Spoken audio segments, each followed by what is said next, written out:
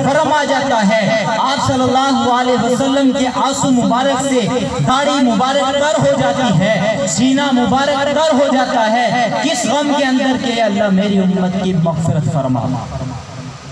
ایک مرتبہ جبریل امین حضور صلی اللہ علیہ وسلم کے پاس تشریف لائے تو آپ صلی اللہ علیہ وسلم نے جبریل امین کے چہرے پر دیکھا وہ پریشان ہے۔ جب انسان پریشان ہوتا ہے تو اس کے چہرے پہ سے نظر آتا ہے، تو جبریل امین پریشان ہے۔ تو آپ صلی اللہ علیہ وسلم نے جبریل امین سے پوچھا کہ جبریل کیوں پریشان ہے؟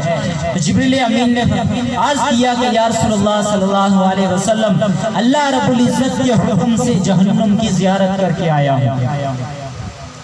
تو آپ صلی اللہ علیہ وسلم نے فرمایا کہ جبریل جہنم کا حال بتا، کیا حال ہے؟ تو جبریل امین نے فرمایا کہ یا رسول اللہ صلی اللہ علیہ وسلم، جہنم کے 7 طبقات ہیں، 7 سٹیپ ہیں، 7 حصے ہیں۔ فرمایا کہ جو سب سے نیچے والا حصہ ہے اس کے اندر منافقین ہوں گے، اور اس سے اوپر والا جو حصہ ہے اس کے اندر آگ کی پوجا کرنے والے ہوں گے، اس سے اوپر والا جو حصہ ہے چاند ستاروں کی پوجا کرنے والے ہوں گے، اس سے اوپر والا جو حصہ ہے اس کے اندر عیسائی لوگ ہوں گے، اس سے اوپر والا جو حصہ ہے اس کے اندر یہودی ہوں گے۔ جبریل امین نے 6 حصے بیان کیے، خاموش۔ آپ صلی اللہ علیہ وسلم پریشان کہ جبریل آخری حصے کے اندر کون ہوں گے؟ 6 حصے بیان کر دیے، آخری حصے کے اندر کون ہوں گے؟ جبریل امین کی آنکھوں کے اندر آنسو ہے، روتے ہوئے فرمایا کہ یا رسول اللہ صلی اللہ علیہ وسلم، جہنم کے آخری طبقے کے اندر آپ کی امت کے گناہگار لوگ ہوں گے۔ یہ بات سننا تھی کہ میری امت جہنم کے اندر جائے گی، میری امت جہنم کے اندر جائے گی۔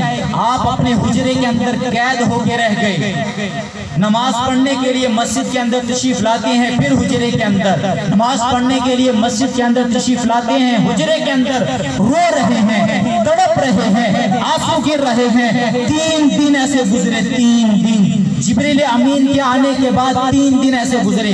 ابو بکر نے دیکھا، عمر نے دیکھا، سارے صحابہ نے دیکھا کہ حضور صلی اللہ علیہ وسلم غم کے اندر ہیں، فکر کے اندر ہیں، نماز پڑھنے کے لیے آتے ہیں، نہ کسی سے بات کرتے ہیں، نہ کسی سے کلام کرتے ہیں، پھر اپنے حجرے کے اندر چلے جاتے ہیں، چہرے پہ پریشانی ہے۔ ابو بکر گئے، دروازہ کھڑکایا، دروازہ نہ کھلا، دروازے پہ دستخط دی، دروازہ نہ کھلا۔ عمر فاروق گئے، دروازے کے اوپر دستخط دی، دروازہ نہ کھلا۔ عثمان غنی گئے، دروازے کے اوپر دستخط دی، دروازہ نہ کھلا۔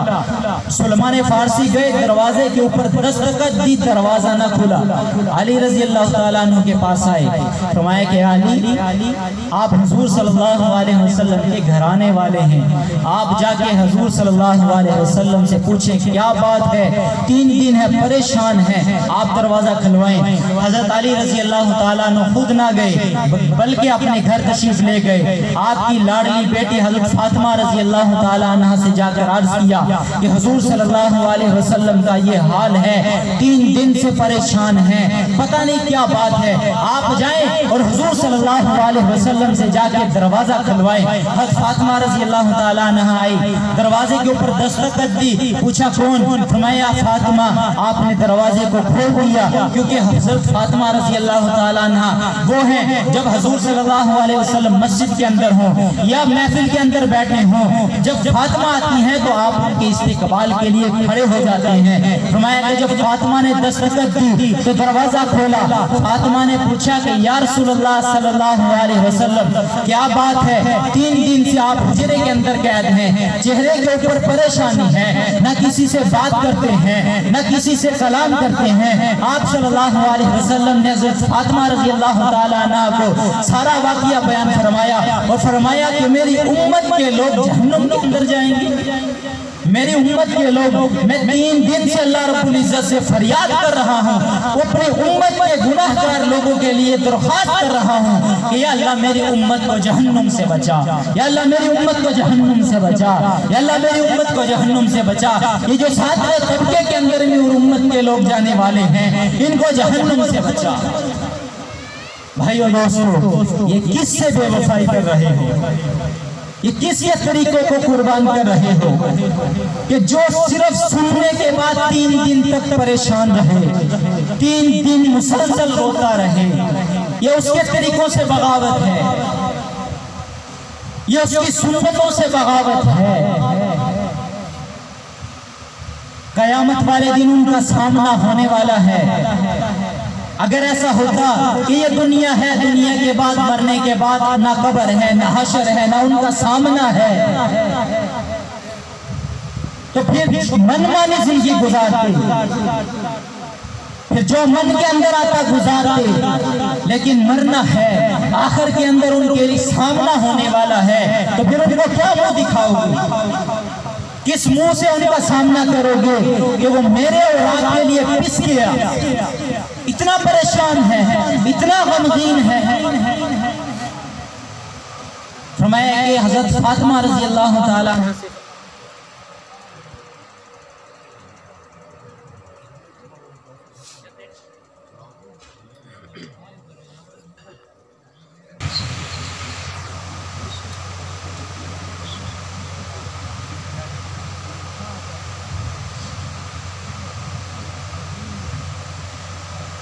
फातिमा रज़ी अल्लाह ताला अन्हा ने दरवाज़ा खुलवाया तो आप सल्लल्लाहु अलैहि वसल्लम ने सारा हाल बयान किया। आप रो रहे हैं, आंखों से आंसू जा रहे हैं। इसी वक्त जिब्रील अमीन आए। जिब्रील अमीन ने पूछा, या रसूलुल्लाह सल्लल्लाहु अलैहि वसल्लम आप क्यों परेशान हैं, आप क्यों रो रहे हैं? फरमाया कि मेरी उम्मत का गम मुझे रुला रहा है। फरमाया कि या रसूलुल्लाह सल्लल्लाहु अलैहि वसल्लम खुश हो जाएं, अल्लाह रब्बुल इज्जत ने फरमाया वला सौफा युअतीका रब्बुका फतरज़ा, ऐ मेरे महबूब आपको इतना दूंगा कि आप खुश हो जाएंगे, आपको इतना दूंगा आप खुश हो जाएंगे। फरमाया कि अच्छा, मेरा रब मेरी खुशी चाहता है, मैं जे अपनी इज्जत की कसम, मैंने भी उस वक्त तक खुश नहीं होना जब तक मेरा एक उम्मती भी जहन्नुम के अंदर बाकी रहा, जब तक मेरा एक उम्मती भी जहन्नुम के अंदर बाकी रहा, मैंने उस वक्त पर राजी नहीं होना। ये शफीक उम्मती है, नबी है जो हमारे लिए रोया। दुनिया के अंदर ये है, जब जाने का वक्त आया, आप सल्लल्लाहु अलैहि वसल्लम का जाने का जब वक्त आया, तो उस वक्त इंसान अपनी बीवी बच्चों की फिक्र करता है, अपने घर वालों की फिक्र करता है, अपने माल की फिक्र करता है, वसीयत करके जाता है कि मेरा फलां माल फलां को देना, मेरा फलां चीज फलां को देना, मेरी फलां चीज फलां को देना।